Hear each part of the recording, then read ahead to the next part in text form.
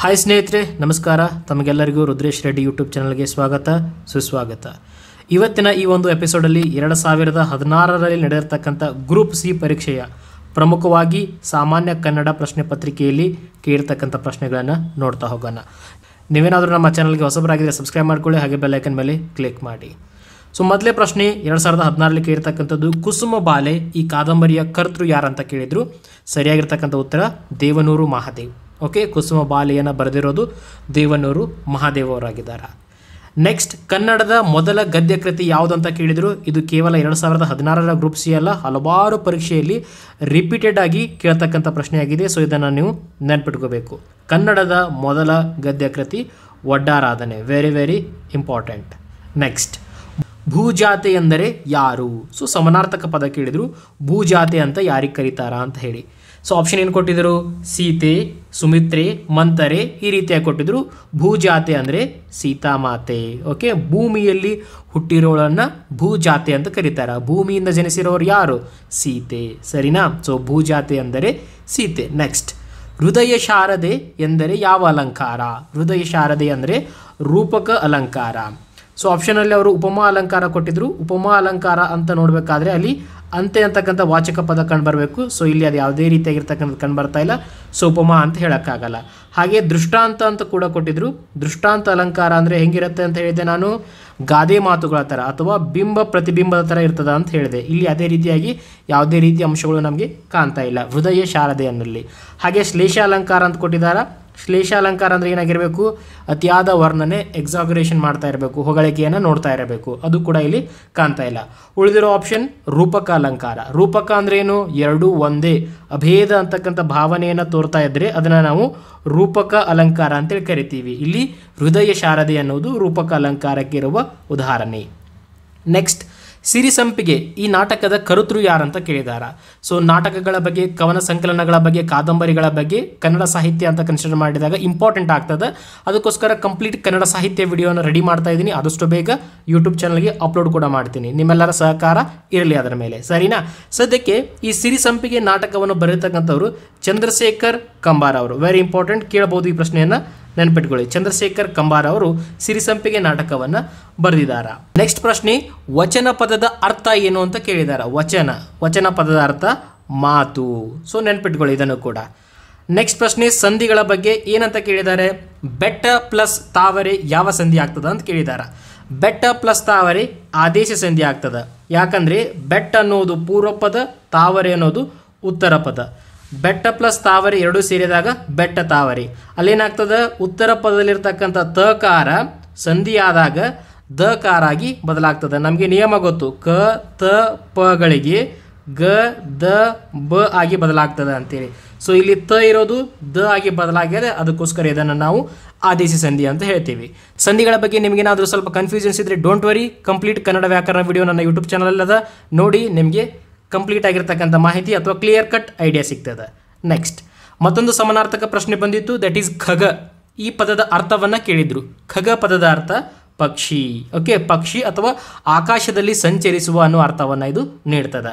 ಖಗ ಎಂದರೆ ಪಕ್ಷಿ. ನೆನಪಿಟ್ಟುಕೊಳ್ಳಿ, ಇಂಪಾರ್ಟೆಂಟ್. ಸಮಾನಾರ್ಥಕ ಪದಗಳು ಎಕ್ಸಾಮಲ್ಲಿ ಎಕ್ಸ್ಪೆಕ್ಟ್ ಮಾಡ್ಬೋದು, ಬಂದೇ ಬರ್ತದೆ ಸಾಮಾನ್ಯವಾಗಿ. Next, ಗುಣವಾಚಕದ related ಕೇಳಿದಾರ. ಹೆಬ್ಬಂಡೆ ಈ ಪದದಲ್ಲಿರ್ತಕ್ಕಂಥ ಗುಣವಾಚಕ ಯಾವುದು ಅಂತ ಹೇಳಿದಾರ. ಹೆಬ್ಬಂಡೆ ಇದರಲ್ಲಿರೋದು ಯಾವುದು? ಹೆಬ್ಬಂಡೆ ಅಂದರೆ ಏನು? ದೊಡ್ಡದಾಗಿರ್ತಕ್ಕಂಥದ್ದು, ಹಿರಿದಾಗಿರ್ತಕ್ಕಂಥದ್ದು. ಸೊ ಹೆಬ್ಬಂಡೆ ಎಂಬ ಪದದಲ್ಲಿರುವ ಗುಣವಾಚಕ ಹಿರಿದು. ನೆಕ್ಸ್ಟ್, ಅದೇ ರೀತಿಯಾಗಿ ಕರ್ಬೊಗೆ ಅಂತ ಕೇಳಿದಾರ. ಕರ್ಬೊಗೆ ಇದರಲ್ಲಿರುವ ಗುಣವಾಚಕ ಯಾವುದು ಅಂತ ಕೇಳಿದ್ರು. ಅದರಲ್ಲಿರುವ ಗುಣವಾಚಕ ಕಪ್ಪು. ಕರ್ಬೊಗೆ ಇದರಲ್ಲಿರುವ ಗುಣವಾಚಕ ಕಪ್ಪು. ಮುಂದಿನ ಪ್ರಶ್ನೆ, ಕ್ರಿಯೆ ಪೂರ್ಣವಾಗಿದೆ ಎಂಬ ಅರ್ಥವನ್ನು ಸೂಚಿಸುವ ಪದಕ್ಕೆ ಏನೆಂದು ಕರೆಯುತ್ತಾರೆ? ಅಂದರೆ ಆಕ್ಷನ್ ಕಂಪ್ಲೀಟ್ ಆಗಿದೆ ಅಂತ. ಆಕ್ಷನ್ ಕಂಪ್ಲೀಟ್ ಆಗಿದೆ ಅನ್ನೋ ಅರ್ಥವನ್ನು ಯಾವ ಸೂಚಿಸ್ತದ? ಕ್ರಿಯಾಪದ ಸೂಚಿಸ್ತದ. ಓಕೆ, ಈ ಪ್ರಶ್ನೆಯನ್ನು ಕೂಡ ಎಕ್ಸಾಮಲ್ಲಿ ಕೇಳಿದಾರ, ಇಂಪಾರ್ಟೆಂಟ್. ಕ್ರಿಯೆಯು ಪೂರ್ಣವಾಗಿದೆ ಎಂಬುವ ಅರ್ಥವನ್ನು ಕ್ರಿಯಾಪದ ಸೂಚಿಸುತ್ತದೆ. ಹೇಗೆ? ರಾಮನು ಶಾಲೆಗೆ ಹೋದನು. ಸೊ ಇಲ್ಲಿ ಕ್ರಿಯಾಪದ ಯಾವುದು? ಕ್ರಿಯೆ ಆಗಿರೋದು ಇಲ್ಲಿ ಹೋದನು. ಸೊ ಇದು ಅರ್ಥವನ್ನು ಕೊಡ್ತಾ ಇರ್ತಕ್ಕಂಥದ್ದು. ಕ್ರಿಯೆ ಪೂರ್ಣವಾಗಿದೆ ಎಂಬುದನ್ನು ಸೂಚಿಸ್ತಕ್ಕಂಥದ್ದು. ಸೊ ಕ್ರಿಯಾಪದ. ಓಕೆ, ಸರಿನಾ? ಕ್ರಿಯೆಯು ಪೂರ್ಣವಾಗಿದೆ ಎಂಬುದನ್ನು ಸೂಚಿಸುವುದೇ ಕ್ರಿಯಾಪದ. ಇದು ಕರ್ತೃ, ಇದು ಕರ್ಮ, ಇದು ಕ್ರಿಯಾಪದ. ನೆಕ್ಸ್ಟ್ ಪ್ರಶ್ನೆ ಸಂಧಿ ಬಗ್ಗೆ. ಜನರೆಲ್ಲ ಯಾವ ಸಂಧಿ ಅಂತ ಕೇಳಿದಾರ. ಇದನ್ನು ಯಾವ ರೀತಿ ಬಿಡಿಸಿ ಬರೀಬಹುದು? ಜನರು ಪ್ಲಸ್ ಎಲ್ಲ. ಇದು ಪೂರ್ವ ಪದ, ಉತ್ತರ ಪದ. ಇಲ್ಲೇನಾಗ್ತದ? ಸಂಧಿ ಆಗಬೇಕಂದ ಸಮಯದಲ್ಲಿ ಒಂದು ಪದ ಲೋಪ ಆಗ್ತದ. ಯಾವುದು?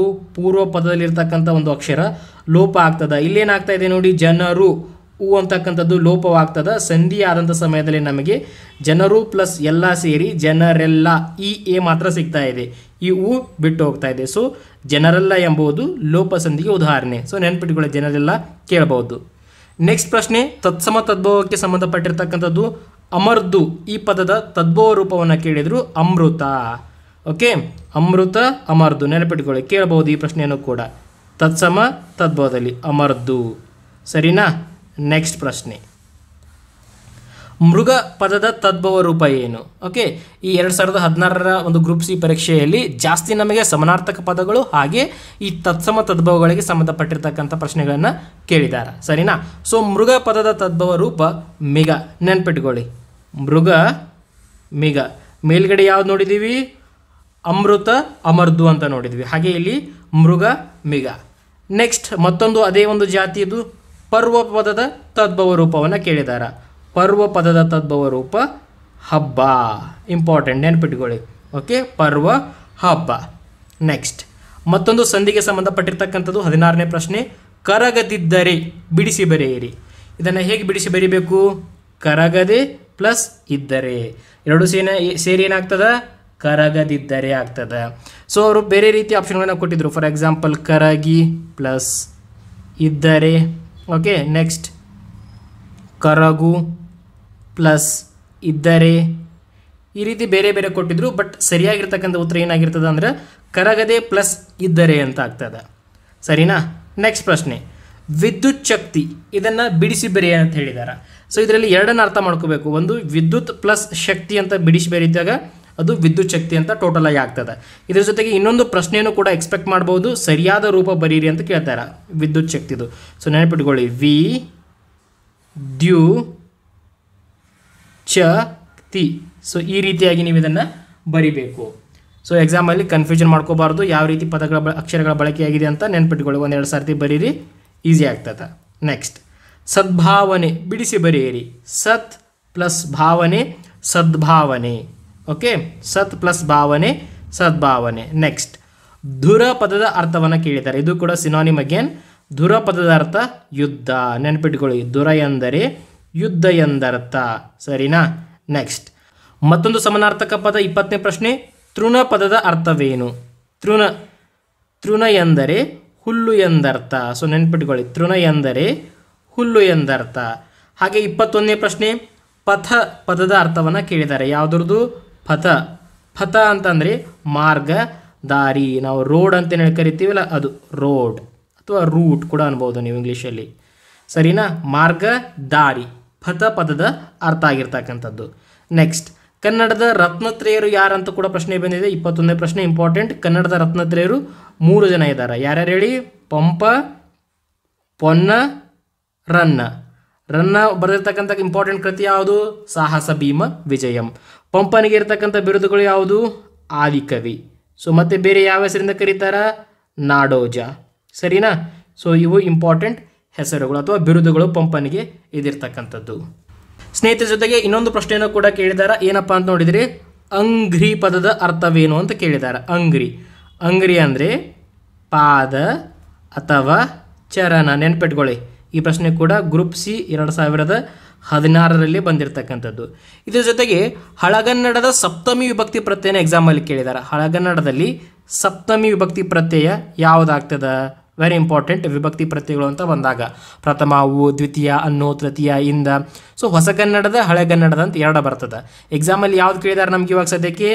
ಹಳಗನ್ನಡದ ಸಪ್ತಮಿ ವಿಭಕ್ತಿ ಪ್ರತ್ಯಯ ಯಾವುದು ಅಂತ ಕೇಳಿದಾರ. ಯಾವ್ದು ಬರ್ತದೆ? ಓಲ್ಡ್ ಅಲ್ವಾ? ಈ ಸಪ್ತಮಿ ವಿಭಕ್ತಿ ಪ್ರತ್ಯಯ ಹಳಗನ್ನಡದ ರೂಪ ಓಳಾಗಿರ್ತದ. ಸರಿನಾ? ನೆಕ್ಸ್ಟ್ ಪಂಪನ ಬಗ್ಗೆ ಒಂದು ಪ್ರಶ್ನೆ ನೋಡಿದಿಲ್ಲ. ರತ್ನತ್ರಯರು ಪಂಪ ಅಂಥೇಳಿ. ಈ ಪಂಪನಿಗೆ ಆಶ್ರಯ ನೀಡಿದ ಅರಸ ಯಾರು? ಎಕ್ಸಾಮಲ್ಲಿ ಕೇಳಬಹುದು. ನೆನಪಿಟ್ಕೊಳ್ಳಿ ಇದನ್ನು ಕೂಡ. ಪಂಪನಿಗೆ ಆಶ್ರಯ ನೀಡಿದ ಅರಸ ಯಾರು? ಓಕೆ, ಆಪ್ಷನ್ ಏನಿದೆ ಅನ್ಕೊಳ್ಳಿ. ಅರಿಕೇಸರಿ, ತೈಲಪ್ಪ, ಓಕೆ, ವೀರಬಲ್ಲಾಳ ಅಥವಾ ಕೃಷ್ಣದೇವರಾಯ. ಯಾರು ಪಂಪನಿಗೆ ಆಶ್ರಯ ನೀಡಿದ್ದು? ಎಸ್, ಪಂಪನಿಗೆ ಆಶ್ರಯ ನೀಡಿದ ವ್ಯಕ್ತಿ ಅರಿಕೇಸರಿ. ಇಂಪಾರ್ಟೆಂಟ್, ನೆನ್ಪಿಟ್ಕೊಳ್ಳಿ. ಪಂಪನಿಗೆ ಆಶ್ರಯ ನೀಡಿದ ವ್ಯಕ್ತಿ ಅರಿಕೇಸರಿ ಕೇಳಬಹುದು. ಈ ಆಶ್ರಯದಾತ ರಿಲೇಟೆಡ್ ಕೂಡ ಎಕ್ಸಾಮಲ್ಲಿ ಕೇಳ್ತಾರೆ. ನಾಟ್ ಓನ್ಲಿ ಒಂದು ಸಾಮಾನ್ಯ ಕನ್ನಡ, ಜನರಲ್ ಸ್ಟಡೀಸಲ್ಲೂ ಕೂಡ ಈ ಪ್ರಶ್ನೆ ಬಂದೇ ಬರ್ತದೆ. ಅದಕ್ಕೋಸ್ಕರ ನೀವು ನೆನ್ಪಿಟ್ಕೋಬೇಕು. ಪಂಪ್ ಆಗಿರ್ಬೋದು ಅಥವಾ ಪೊನ್ನ, ರನ್ನ, ಜನ್ನ ಯಾರೇ ಆಗಿರಲಿ, ಅವರು ಯಾರ ಆಶ್ರಯದಲ್ಲಿ ಬಂದಿರತಕ್ಕಂಥವ್ರು ಅನ್ನೋದು ಇಂಪಾರ್ಟೆಂಟ್ ಆಗ್ತದೆ. ಸೊ ಇದಿಷ್ಟು ಪ್ರಶ್ನೆಗಳು 2016ರ ಗ್ರೂಪ್ ಸಿ ಯಲ್ಲಿ ಕೇಳಿರ್ತಕ್ಕಂಥವು ಆಗಿರ್ತಕ್ಕಂಥದ್ದು. ವಿಡಿಯೋನ ಕೊನೆ ತನಕ ನೋಡಿರ್ತಕ್ಕಂಥ ತಮಗೆಲ್ಲರಿಗೂ ತುಂಬ ಹೃದಯದ ಧನ್ಯವಾದಗಳು. ನಮ್ಮ ಚಾನಲನ್ನು ಇನ್ನೂ ಸಬ್ಸ್ಕ್ರೈಬ್ ಮಾಡ್ಕೊಂಡಿಲ್ಲ ಅಂದರೆ ದಯವಿಟ್ಟು ಸಬ್ಸ್ಕ್ರೈಬ್ ಮಾಡ್ಕೊಳ್ಳಿ. ಇದೇ ರೀತಿಯಾಗಿರ್ತಕ್ಕಂಥ ವಿಡಿಯೋಗಳನ್ನು ಅಥವಾ ನಿಮ್ಮ ಎಕ್ಸಾಮ್ಗೆ ಅನುಕೂಲಕರ ಆಗಿರತಕ್ಕಂಥ ವಿಡಿಯೋಗಳನ್ನು ಅಪ್ಲೋಡ್ ಮಾಡ್ತಾ ಇರ್ತೀನಿ. Thank you so much for watching. Bye for ನಾವ್.